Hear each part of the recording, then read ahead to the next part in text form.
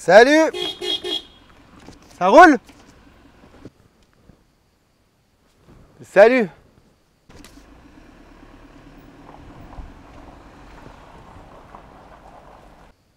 C'était moi ça. Je deviens fou, c'était moi. Mais qu'est-ce que je fous avec une vieille caravane? Qu'est-ce que je fous?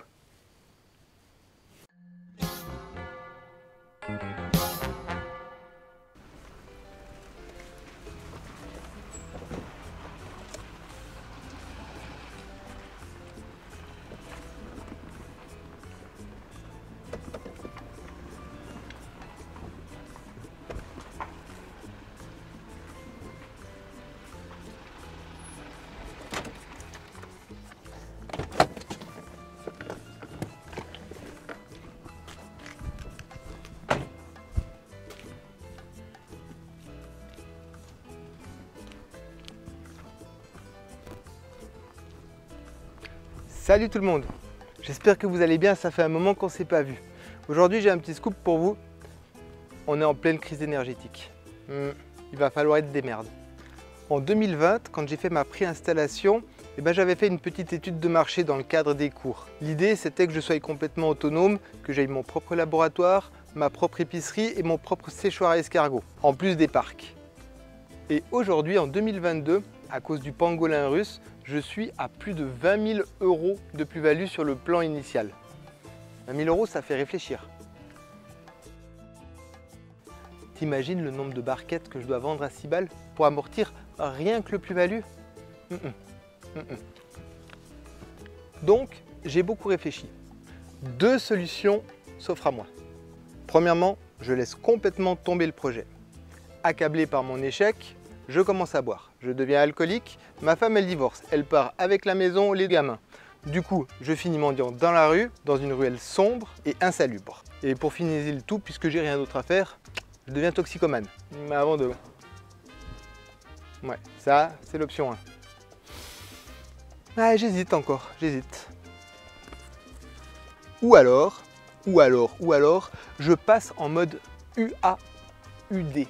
On en a déjà parlé. Ultra adaptable, ultra démerde.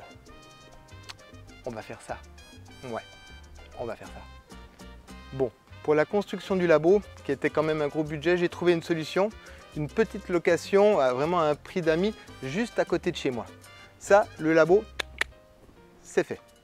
Mais maintenant que j'ai le labo, il se pose la question de l'abattage. Parce que quand on est héliciculteur, on a l'obligation légale de plonger nos escargots dans le coma avant l'abattage, qui doit se faire au labo. L'abattage, c'est par ébullition. Il existe deux façons de mettre un escargot dans le coma. C'est l'estivation ou l'hibernation. La plupart des héliciculteurs, ils choisissent l'hibernation. L'idée, c'est qu'une fois qu'on a fini de sécher nos escargots, on les emmène au laboratoire et en fait, on les laisse 2 ou 3 jours dans le frigo. Ils se mettent en hibernation, ils sont dans le coma légal, ils sont dans le gaz. On peut y aller. Mais ça, c'est vachement bien quand tu as ton propre labo. Parce que quand tu n'as pas ton labo, dès que tu amènes tes escargots dans le labo et que tu mets dans le frigo, même que c'est juste pour qu'ils fassent dodo tranquillement, tu payes tes jours labo. Et c'est franchement pas très intéressant d'investir de l'argent pour mettre des escargots dans un frigo. Problème. Les petits malins qui suivent, ils vont me dire « Oui, mais il suffit de les mettre dans le frigo à la maison et de les emmener dans le labo. » Eh ben non, parce qu'avec les petits changements de température, les mouvements qu'on fait dus au transport, on va probablement les réveiller. Et c'est pas bon, non, il ne faut pas le faire. Et la deuxième façon de plonger un escargot dans le coma, c'est l'estivation. Et ça devient hyper intéressant. En fait, on est obligé de les sécher pendant 5 à 10 jours, juste que pour leurs intestins, ils se vident avant la transformation. Et naturellement, ils se mettent automatiquement en état d'estivation, dans ce fameux coma. Seulement voilà, le problème c'est le même que pour l'hibernation. S'ils sont en état d'estivation et qu'on les ramasse, qu'on les enlève du séchoir, pour les emmener là-bas, ça va être assez compliqué parce qu'il y a les changements d'hydrométrie, il y a les mouvements et on va aussi les réveiller. Donc, oui, t'y es. Un séchoir mobile, oui, un séchoir mobile. Tu les sèches entre 5 et 10 jours sur l'exploitation et tu déplaces pas les escargots, tu déplaces le séchoir. Ultra adaptable, ultra démerde. Et... Tadam! J'ai trouvé cette vieille caravane pour 400 €. Un séchoir à 400 €. Elle a les deux choses qu'il me fallait. Elle est étanche et elle a une carte grise. Ouais, l'idée c'est que de cette vieille caravane, je vais complètement la vider et je vais installer mon séchoir là-dedans. Alors je fais plein d'économies avec cette idée parce que j'ai plus besoin de construire une salle dédiée au séchoir. Je gagne de la place, je garde mon infrastructure pour faire autre chose. Et puis finalement, construire un séchoir, c'est quand même assez onéreux parce qu'il y a des contraintes. Typiquement, les mouches. Les mouches, à cette phase de l'élevage, deviennent un problème parce que si elles vont pondre dans la viande, et ben, la viande elle est foutue. En gros, il me suffit d'installer une grosse ventilation d'un côté, une belle entrée d'air protégée avec une grille à mouches de l'autre côté, bien fermer le tout, et le tour est joué. Pas folle la guêpe. Je vous fais un petit tour du propriétaire. Ouais, soyez indulgents. Elle est de 1978. Allez, venez, je vous montre. Et voilà, à ma connaissance, le tout premier séchoir hélicicole mobile. Oui, alors, je vais y remettre un petit coup de peinture et les logos des escargots du hameau, ça va être tout à fait sympa. L'extérieur va plutôt bien. Comme je vous disais, c'est la carrosserie qui m'intéresse et pratiquement uniquement la carrosserie avec la carte grise. Je vais vous montrer l'intérieur. Comme ça, vous pourrez voir la différence, sachant que ce magnifique havre de paix est voué à disparaître. Il y avait une petite table, un frigo ou je sais pas quoi, un meuble, tac, tac, tac, tac, tac. Et voilà, petit camping-gaz. Alors clairement, on pourrait plus partir en vacances avec, mais c'est vraiment la grande classe pour ce que j'ai à faire. À ce stade, financièrement, j'ai réglé le problème du séchoir et du laboratoire. De quoi dormir sereinement. Et oui, c'est important de bien dormir. C'est vraiment très important.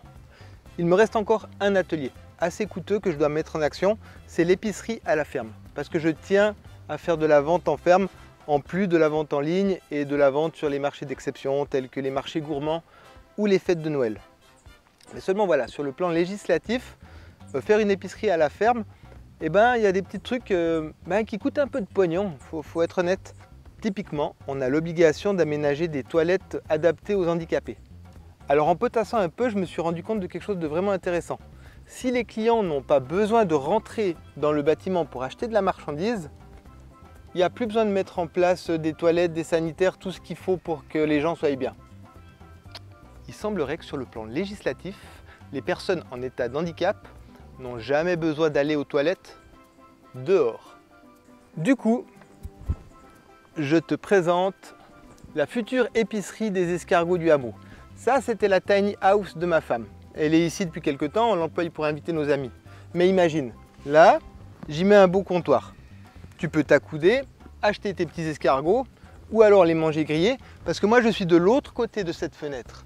Et je te sers, je te donne ce que tu veux, je te donne des plats chauds à manger ici ou à manger chez toi, ce que tu veux, c'est toi le client. Et voilà. C'est bien. Je suis content en tout cas. Et en plus, cette tiny house, elle est vraiment jolie.